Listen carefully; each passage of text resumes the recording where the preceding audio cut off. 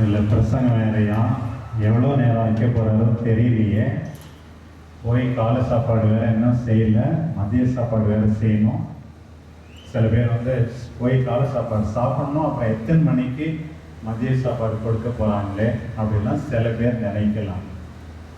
நான் சில பேர் ஆண்டுலேயே ஒரு வாரம் தானே இந்த புனித வாரம், பெரிய வாரம், இந்த வாரத்திலாவது ஆண்டவருக்கு அதிக நேரம் கொடுக்காவிட்டால் நான் கிறிஸ்தவன் என்று சொல்லிக்கொள்ள என்ன அருகதை இருக்கிறது என்று கூட இன்னும் சில பேர் நினைக்கலாம். தாராளத்தோடு ஆண்டவருக்கு செவி கொடுப்போம். ஆண்டவர் இயேசு கிறிஸ்துவில் என் பிரியமான சகோதர சகோதரிகளே, இன்றைக்கு குருத்து ஞாயிறு என்று அழைக்கப்படுகிறது. அது முதல் பகுதி மட்டும்தான். 1 கிலோமீட்டருக்கு மேலே நடந்து வந்தோம். சில பேர் நடக்க முடிஞ்சவங்க கூட சில பேர் இங்கே இருந்துட்டாங்க. இடம் பிடிக்கவா முடியாதனாலையா, சில பேர் வண்டியை எங்கே வைக்கிறது அந்த பிரச்சனை வேற, இப்படியெல்லாம் இல்லாமல் போய்விட்டார்கள். முதல் பகுதி இந்த இடத்துக்கு வந்த பிறகு இங்கே மட்டும் பங்கு பெற்றவர்கள் 2ஆம் பகுதியில் மட்டும்தான் பங்கு பெறுகிறார்கள். பாடுகளின் ஞாயிறு என்று அங்கே இருந்த ஒரு சிலருக்கு நான் சொன்னேன், ஆண்டவருடைய பிரசன்னம் தான் நமக்கு மகிழ்ச்சி கொடுப்பது, நம்பிக்கை கொடுப்பது. ஆண்டவருக்காக நம்முடைய நற்செயல்கள் நிறைந்த வாழ்க்கையை பாதையிலே விரிக்க வேண்டும். ஆண்டவரை தலைவராக ஏற்றுக்கொள்ள வேண்டும். குதிரை மீது பவனி வராமல் கழுதை மீது பவனி வந்த ஆண்டவர் கழுதையை போல தாழ்ச்சியா இருக்க, பொறுமையா இருக்க, கீழ்ப்படிய நமக்கு கற்றுக் கொடுக்கிறார் என்று சொன்னேன். பாடுகளின் பகுதி 3 ஆண்டுகளிலும் 3 நற்செய்தியிலிருந்து இந்த குருத்து ஞாயிறு என்று வாசிக்கப்படுகிறது. இன்றைக்கு முதல் ஆண்டு ஆகையால் மத்தேயு நற்செய்தியிலிருந்து, அடுத்த வருடம் குருத்து ஞாயிறு மார்க் நற்செய்தியிலிருந்து வாசிக்கப்படும். அதற்கு அடுத்த வருடம் குருத்து ஞாயிறு லூக்கா நற்செய்தியிலிருந்து வாசிக்கப்படும். 2 அதிகாரங்கள். பெரிய வெள்ளிக்கிழமை ஒவ்வொரு ஆண்டும் யோவான் நற்செய்தியிலிருந்து பாடுகளின் பகுதி வாசிக்கப்படும். அதை நாம் ஒவ்வொரு ஆண்டும் நாம் கேட்போம்.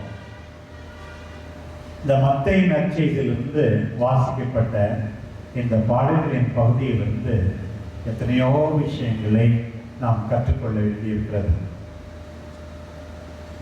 அதில் இருக்கிற மனிதர்களை எல்லாம் பாருங்க, ஒரு விதத்தில்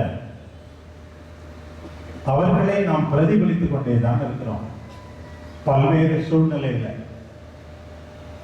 ஒரு குரு பாருங்க, தலைமை குருக்கள், பரிசேயர்கள், மறைநூல் அறிஞர்கள், மக்களின் தலைவர்கள் என்று சொல்லிக் கொண்டவர்கள் இயேசுவை சென்ற இடமெல்லாம் நல்லதை செய்து கொண்டு சென்ற அந்த நல்லவரை ஏன் அவர்கள் தீர்த்து கட்ட வேண்டும் என்று நினைத்தார்கள், தீர்த்து கட்டினார்கள் என்றால் ஒரே ஒரு காரணம்தான், பொறாமை. மீண்டும் மீண்டும் அது சொல்லப்பட்டிருக்கிறது. பிலாத்துவே பொறாமையினால் தான் இயேசுவை அவனிடம் கையளித்தார்கள் என்று உணர்ந்து கொண்டான் என்று சொல்லப்பட்டிருக்கிறது. அது கூட பாருங்க, ரொம்ப கன்னிங்கா. திருவிழா சமயத்துல வேணா கலகம் ஏற்படும். பாருங்க, மனுஷனை தீர்த்து கட்டதுக்கு கூட இப்படி யாருக்கும் தெரியாம பண்ணுவோம். நல்லவர் ஒருவரை சாவுக்கு கையளிக்கலாமா பாருங்க, ஆனா கலகம் ஏற்படக்கூடாதான் பாருங்க. பிரியமானவர்களே, இன்றைக்கு ஆண்டவர் விடுகின்ற முதல் செய்தி, உன்னை சார்ந்தவர்களின் வளர்ச்சியிலே மகிழ உனக்கு தாராள குணம் இருக்கிறதா? சில பேர் அண்ணன் தம்பி வளர்ந்தால் கூட, அக்கா தங்கச்சி வளர்ந்தால் கூட தாங்கிக் கொள்ளாமல் இருக்கிறீர்களே. எல்லாருமே ஆண்டவரை சாவுக்கு கையளித்தவர்களை தான் பிரதிபலித்துக் கொண்டே இருக்கிறீர்கள். எப்படியெல்லாம் செய்யறாங்க பாருங்க. பொய் சாட்சிகளை தேடுகிறார்கள். ஆலயத்தை இடித்து 3 நாளில் கட்டுவதாக இவன் சொன்னான் ஒரு சாட்சி. தந்தையாகிய தேவனை நிந்தனை செய்கிறான் என்று இன்னொரு பொய் சாட்சி. இறந்த பிறகு நிம்மதியாக விட்டார்களா என்றால் விடவே இல்லை. சிலுவையிலிருந்து கீழே இறங்கி வா, கடவுள் உன்னை காப்பாற்றட்டும், இறை மகன் என்றானே. பொறாமையினால் சாதாரண மக்களை தூண்டி விடுவது. பரபாஸ் வேண்டும் என்று கேளுங்கள், இயேசுவை தீர்த்து கட்டுங்கள் என்று சொல்லுங்கள். மக்களை தூண்டி விடுவது செத்து போன மனிதனையும் நிம்மதியாக இருக்க விடுவதில்லை. பாருங்கள், பொறாமையால் இவ்வளவு செய்வது. பிரியமானவர்களே, திரளாக இந்த வழிபாட்டிலே பங்கெடுக்கிறீர்களே, கடவுள் கொடுத்தால் வழியை எதையும் எவருமே பெற முடியாது என்பதை உணர்ந்து உன்னை சார்ந்தவர்களின் வளர்ச்சியிலே நீ மகிழ்ச்சி கொண்டால்தான் இந்த பாடுகளின் வழிபாட்டிலே பங்கெடுப்பதற்கு அர்த்தம் உண்டு. பாருங்க, இன்னும் எவ்வளவு பேர் இந்த சீடர்களே பார்க்கிறோம். நற்செய்தி சொல்லுது, இங்கே மத்தேயு நற்செய்தியிலும் ஆண்டவரை கைது பண்ண பிறகு எல்லாரும் ஓடி போயிட்டாங்களாம். பாருங்க, எந்த அளவுக்கு பயன் பெற்றார்கள். ஆண்டவருடைய போதனைகளை கேட்டார்கள், புதுமைகளை கண்டார்கள், சாப்பிட்டாங்க, சந்தோஷமா இருந்தாங்க. 3 வருஷம் எவ்வளவு நன்றி கேட்டத்தனம் பாருங்கள். எல்லாரும் விட்டு விட்டு ஓடி போய் விடுகிறார்கள். பேதுருவை பாருங்க, 2 முறை ஒரு பெண்மணியிடம் தெரியவே தெரியாதுப்பா, தன்னுடைய உயிரை காப்பாற்றிக் கொள்ள வேண்டும். 3வது முறையும் சொல்லுகிறார். அதற்காக ஒரு பகுதி இந்த மத்தேயு நற்செய்தியில பேதுரு 3 முறை மறுதளித்தது. சவால் விட்ட பேதுரு எங்கே போய்விட்டார்? நீ இந்த பாறையின் மீது திருச்சபையை காட்டுவேன். தாபோர் மலையில ஆண்டவருடைய மாட்சியை கண்டாரே, அந்த பேதுரு எங்கே போய்விட்டார்? ஜெயிரசனுடைய மகளை உயிர்ப்பிக்கும் போது தானும் கூட்டி சென்றாரே, அந்த பேதுரு எங்கே போய்விட்டார்? யூதாச பாருங்க, பணம் பணம் பணம். இந்த வாசிக்கப்பட்ட பகுதி முதல்ல நம்ம கேட்கிறோம், நான் அவரை காட்டி கொடுத்தா என்னப்பா தருவீங்க? 30 வெள்ளி காசுப்பா வாங்கி வச்சுக்கிட்டாங்க. பாருங்க, பணத்துக்காக நன்றி கெட்டத்தனமாக வாழ்வது, தன்னை காப்பாற்றிக் கொள்வதற்காக தன்னை சார்ந்தவர்களின் கஷ்டத்தையும் புரிந்து கொள்ளாமல் இருப்பது. நேற்று ஹைதராபாத்ல இருந்து மெட்ராஸ்க்கு வந்துட்டு, மெட்ராஸ்ல இருந்து கிருஷ்ணகிரி வரைக்கும் பஸ்ல வந்தேன். 2வது சீட்டு எனக்கு. இந்த கண்டக்டரும் பஸ் டிரைவரும் தங்கள் குடும்ப காரியங்களை பற்றி பேசிக்கொண்டே இருக்கார்கள். சினிமா படம் போடவில்லை என்றாலும் இதே ஒரு படமாக இருந்தது சொல்லுகிறார்கள். 2 பேருமே பெருமை அடித்துக் கொண்டார்கள். நான் தன்மானத்தோடு என்னுடைய தம்பியோடும் தங்கையோடும் 10 வருஷம் பேசாமல் இருக்கிறேன் என்று பெருமை அடித்துக் கொண்டிருந்தார். இன்னொருவர் அப்படித்தான், என்னுடைய அம்மாவையும் நான் வீட்டை விட்டு விரட்டி விட்டேன், இப்படி எனக்கு துரோகம் செய்து விட்டார்கள் என்று. உன்னுடைய இருமாப்பு, அகங்காரம் எல்லாம் ஆண்டவர் முன்னிலையிலே தவிடுபடியாக வேண்டாம். என்ன பிரயோசனம்? காசுக்காக உறவை நீ உதறி தள்ளி விடாது, அது முக்கியமே கிடையாது. சில பேருக்கு வந்திருக்கும் வாட்ஸ்அப் மெசேஜ், ஆப்பிள்ஸ் ஓனர் அப்படியே மரண படுக்கையில் இருக்கும்போது டிக் டிக் டிக் அந்த எலக்ட்ரானிக் மெஷின் சத்தம் மட்டும்தான் கேட்குது. உறவு முக்கியம், அன்பு முக்கியம், மற்றவர்களுக்கு செய்ய வேண்டிய நல்லது முக்கியம். அதுவும் உன்னை வளர்த்த, ஆளாக்கிய, உன்னை உருவாக்கிய இவர்களுக்கு நீ துரோகம் செய்தால் நீ மனுஷனே கிடையாது, கிறிஸ்தவனே கிடையாது சொல்ல வேண்டுமா? வேறு எத்தனை பேர் ஐயோ நான் அவங்ககிட்ட பேச மாட்டேன், இவங்கிட்ட பேச மாட்டேன், நல்லது செய்தவங்கிட்ட கடவுள் பார்த்துக் கொள்கிறார் என்ற மனநிலையோடு நீ மனம் திருந்தி வாழ்கின்ற நாளெல்லாம் மற்றவர்களுக்கு நன்றி சொல்லி வாழவில்லை என்றார், நல்லது மட்டுமே செய்து நீ வாழவில்லை என்றார். நீ ஆண்டவரில் நம்பிக்கை கொண்டவர் என்பதற்கு அர்த்தமே இல்லை பிரியமானவர்களே. யூதாசை பாருங்க, பேதுருவை பாருங்க, ஓடி போன சீடர்களை பாருங்கள்.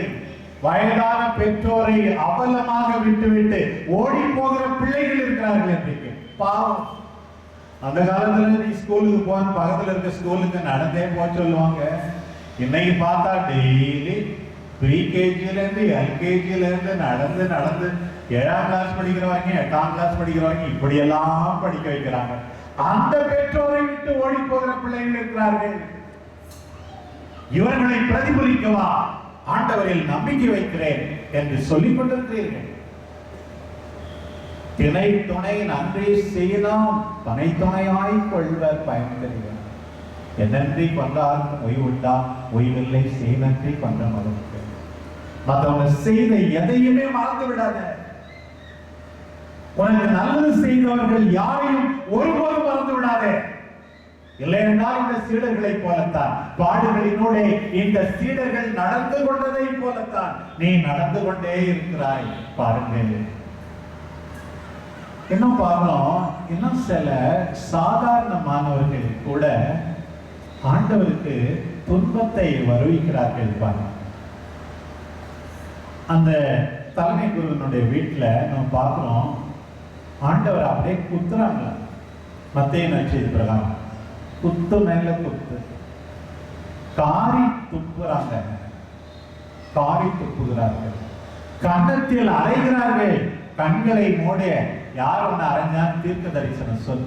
எதற்கு இந்த அரக்க குணம்? எபேசியர் எழுதிய திருமுகம் 2ஆம் அதிகாரம் 10வது வசனம், நீங்கள் கடவுளின் கைவேலைப்பாடு, நல்லது செய்வதற்காகவே நீங்கள் அழைக்கப்பட்டு படைக்கப்பட்டிருக்கிறீர்கள். You are God's masterpiece. You have been created to do good. மற்றவங்களை துன்புறுத்த இல்லப்பா, யாரையும் துன்புறுத்தாங்க. உனக்கு என்ன வந்துச்சு? ஒரு கையால் ஆகாத ஒருத்தன் கிடைச்சிட்டான். இந்த நேரத்துல கையால் ஆகாதோ நீ நினைச்சிருக்க, துன்பத்துக்கு மேல துன்பமா? அதே போல பாக்குறோம், ஆளுநனுடைய படை வீரர்கள் கூட என்னென்னலாம் செய்யறாங்க பாருங்க. அவருடைய ஆடையை உறிஞ்சிட்டு கருஞ்சிவப்பு கலர் ஆடை அவர் மேல போட்டு அரசன்னு கேலி பண்றாங்க, அவமானப்படுத்துகிறார்கள், ஏளனப்படுத்துகிறார்கள். கையில ஒரு கோலை கொடுத்தாங்க, நீ செங்கோல் ராஜன் சொல்லிட்டு முட்டி போட்டு யூதரின் அரசிய வாழியும் முள்முடி ஒண்ணு தலையில வைக்கிறாங்க ஆண்டவர் மேல. இந்த அவருடைய செங்கோல் கொடுத்தாங்களே, அந்த கோலையை பிடுங்கி முள்முடியோட சேர்த்து தலையில் அடிக்க. இந்த கொடூரம் அரக்கு குணம். அந்த நேரத்துல அவர் ஒன்னும் செய்ய மாட்டார் என்ற தைரியம். சில குடிகார கணவர்கள் தன்னுடைய வீரத்தை அந்த ஒன்னும் செய்ய முடியாத பிள்ளையிடமும் மனைவியிடம் காட்டுகிறார்கள். இவர்கள் தான் அவர்கள். உடைய பெருந்தன்மை எப்போது வெளிப்படுகிறது?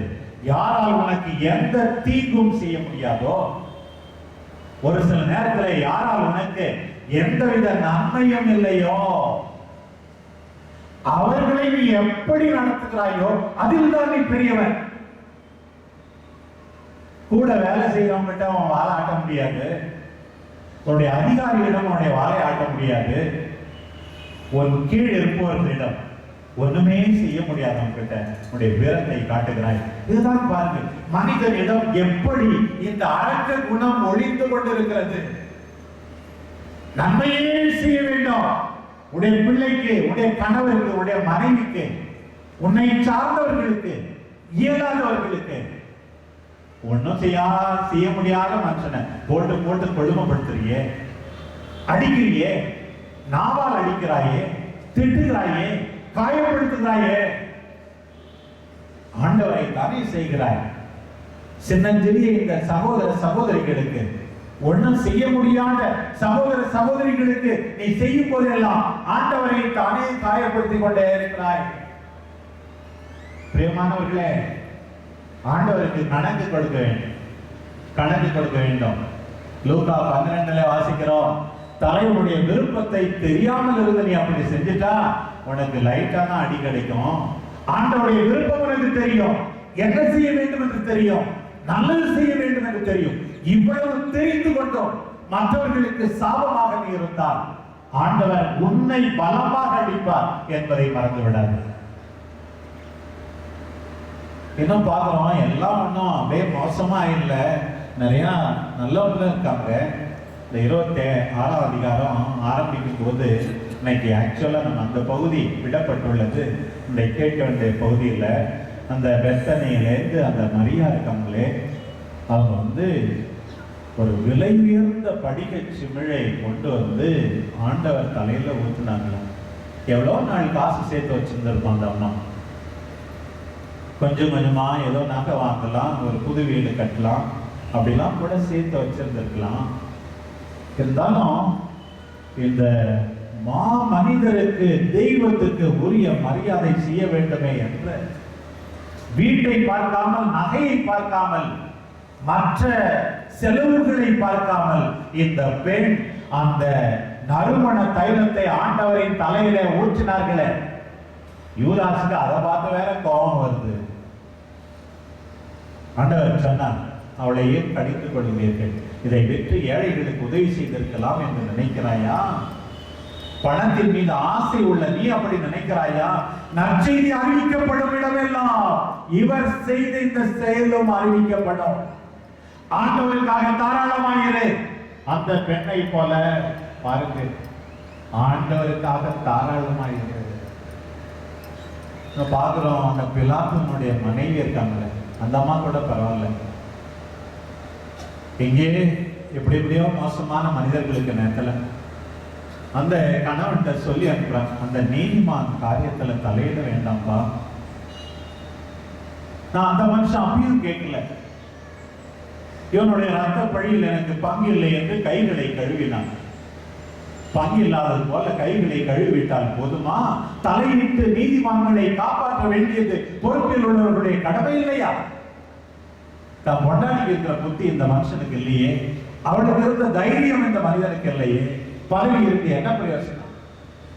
அந்த பிலாத்துனுடைய மனைவி பாருங்க, அந்த நூற்றுவர் தலைவர் பார்த்தா இந்த மனுஷன் உண்மையாகவே நல்லவன், செஞ்சூரியன், யூத மனிதன் கூட இல்ல, பிற இனத்தை சார்ந்தவன். பாருங்க, கற்பாறைகள் பிளந்தது, ஆலயத்தின் திரை இரண்டாய் கிழிந்தது, நிலம் நடுக்கியது. எத்தனையோ பேர் செஞ்சிருக்காங்க, இது போல நடக்கலையே. உள்ளபடியே இவர் நீதிமான், உள்ளபடியே இவர் நீதிமான். பிரியமானவர்களே, அந்த நூற்றுவர் தலைவனை போல இன்றையிலிருந்து என் ஆண்டவர் நீதிமான், நீதிமானாக வாழ என்னை அழைக்கிறார் என்று நீதியோடு வாழ்ந்தால் நாம் உண்மையாகவே இந்த பாடுகளின் நியாயின அர்த்தத்தை உணர்ந்தவர்கள். பாருங்க, இந்த மரியமலை நம்மாலும் இன்னும் சில பெண்களும் நற்செய்தியில வாசிக்கிறோம், 7 பேய ஆண்டவர் மரியமலையிலிருந்து ஓட்டினாராம். லூக்கா நற்செய்தி 8ஆம் அதிகாரம் அதுல 3வது வசனம் சொல்லுது, அந்த அம்மா என்ன பண்ணாங்க, தன்னிடம் உள்ளதையெல்லாம் வைத்து ஆண்டவருக்கு பணிவிடை புரிந்தாங்க. பாருங்க, அவங்களுடைய அன்பை பாருங்க. இந்த சீடர்கள்லாம் ஓடி போயிட்டாங்க, இந்த அம்மா நின்றுகிட்டே இருக்காங்க. 27ஆம் அதிகாரத்துல வாசிக்கிறோம், 57ல சிலுவை அடியில நின்று கொண்டிருந்தார்கள். இந்த அம்மா தன்னுடைய அன்பை கொட்டினார்கள், இறுதி வரை பின்பற்றினார்கள். ஆமா, அதை விட 27:61 இருக்கு, பயங்கரமான வசனம், நம்முடைய மனசை தொடுகிற வசனம். ஒரு சாவுக்கு போனா கல்லைக்கு வந்த உடனே எப்படா ஒரு குடி மண் எடுத்து கல்லையில போட்டு வருவோம்னு சொல்லி நினைப்போம் நம்ம. இந்த அம்மாவுடைய அன்பை பாருங்க. அடக முடிஞ்ச பிறகு மரிய மகளேன்னா கல்லைக்கு முன்னாடி அப்படியே உட்கார்ந்து இருக்காங்களா? அடகு பண்ணியாச்சு, கல்லைக்கு முன்னாடி அப்படியே உட்கார்ந்து இருக்கிறாங்க. உயிரற்ற இயேசுவின் உடல் முன்னிலையில அப்படியே ஆண்டவர் அடிக்கடி வந்து உட்கார், உடைய அன்பை வெளிப்படுத்த, ஆண்டவரிடமிருந்து சக்தியை பெற்றுப்பார்.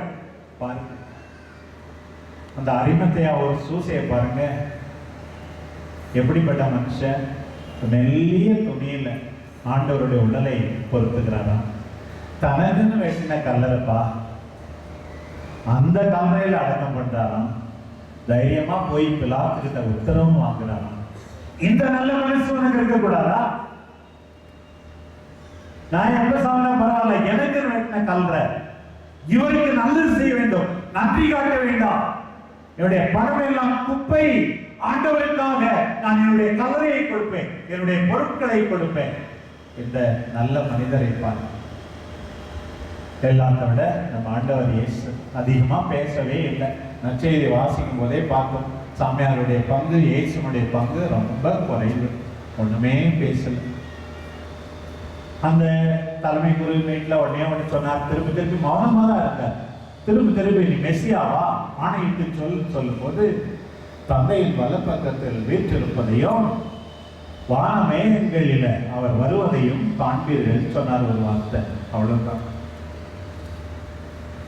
பிலாத்து கேட்கும்போது, நீரே சொல்லுகிறீர் யூதர்களின் அரசனா, ஒரே ஒரு வார்த்தை, அதிகமா பேசல. இந்த முதல் வாசகத்திலையும் இரண்டாவது வாசகத்தில் நம்ம கேட்ட மாதிரி கருங்கல் போல முகத்தை வைத்துக் கொண்டு எதிர்த்து பேசாமல் அடியெல்லாம் பட்டு வானக தந்தையை நோக்கி 3 முறை அதே வார்த்தைகளை சொல்லி ஜெபித்தார். தந்தையே, கூடுமானால் இந்த துன்ப கலம் என்னை விட்டு அகலட்டும் என்று ஜெபித்தார். சிலுவையில ஏலோய் ஏலோய் லமா சபக்தானி, கடவுளே கடவுளே ஏன் என்னை கைவிட்டேன். இன்றைக்கு சங்கீதத்திலும் அதுதான் பாடணும், என் நிறைவா நிறைவா ஏன் என்னை கை நெகிழ்ந்தேன். நம்பிக்கை வைத்தார், தந்தையை அன்பு செய்தார், நம்மை அன்பு செய்தார், பொறுமையாக துன்புற்றார், தம்மையே தாழ்த்தி கொண்டார். அந்த சங்கீதம் கூட பாடல்களோடு ஆரம்பிக்கிறது, உயிர்ப்போடு முடிகிறது, கடைசியா என்ன முடியுது, கடவுளே நீ என் ஜபத்தை கேட்டிருந்தா அந்த சங்கீதம் கூட முடியுது. வெற்றி உண்டு நிச்சயமாக. எப்பெயருக்கும் மேலான பெயரை ஆண்டவர் அவருக்கு அருள்வார். அந்த ஆண்டவரை தான் நாம் மனத்தில் இருக்க வேண்டும். கெட்ட மனிதர்களாக வாழ வேண்டாம், நல்ல மனிதர்களாக வாழ்வோம். மரியாவை போல, மரிய மகலேனாவை போல, நூற்றுவர் தலைவனை போல, அரிமத்தையார் சூசையை போல, எல்லாவற்றையும் விட அதிகமாக மௌனமாக தொன்புற்று தந்தைக்கு பிரமாணிக்கம் காத்து வெற்றி வீரராய் திகழ்கின்ற நம் ஆண்டவரை மனத்தில் நிறுத்தி வாழ்க்கையை தொடர்வோம். ஆமென்.